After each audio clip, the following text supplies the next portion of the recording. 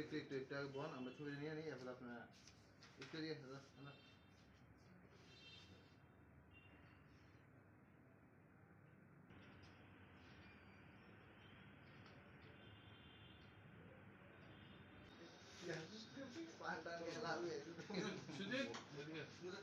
গতকালকে রাত্রিবেলা বটতলা এরিয়াতে কিছু সংখ্যক যুবক কিছু উচ্ছৃঙ্খল আচরণ করেন এবং এনজিওর নাম ভাঙিয়ে ওরা যুবক যুবতীদের তারা উত্ত্যক্ত করেন এবং তাদেরকে ডিস্টার্ব করেন, প্লাস পুলিশের কাজেও কিছু বাধা দেন।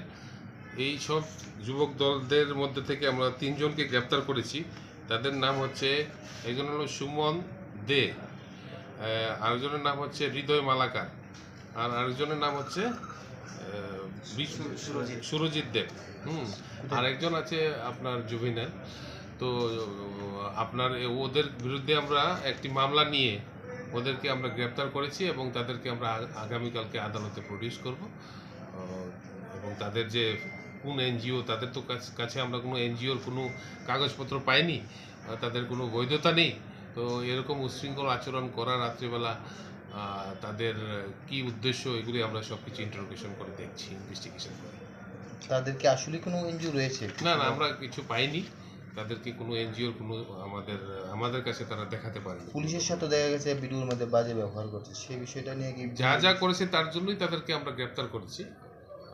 যে ধরনের আচরণ তারা করেছে তাদেরকে আমরা গ্রেপ্তার করে আদালতে আমরা কালকে প্রডিউস করব। কি ধারা প্রয়োগ করা হয়েছে তাদের এগেনস্টে? ক্রিমিনাল ফোর্স ইউজ করা এবং অফিসিয়াল কাজে বাধা দেওয়া, প্লাস মারধর করা, উচ্ছৃঙ্খল আচরণ করা আপনার পাবলিক প্লেসে, এইসব ধারা প্রয়োগ করা হয়েছে। যাদের এখানে তো আপনার সর্বোচ্চ শাস্তি আছে 10 বছর। ভিডিওতে দেখা যাচ্ছে একটি যুবককে মানে প্রকাশ্যে মারধর করা হচ্ছে, যেটা ভিডিও ফুটেজের মধ্যে ধরা পড়ছে।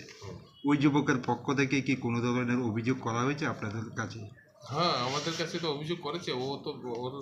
ওর যে যুবককে মারধর করেছে তার জন্যই তো আমরা এখানে আপনার ক্রিমিনাল ফোর্স ইউজ করেছে বলে, অ্যাসাল্ট করেছে বলে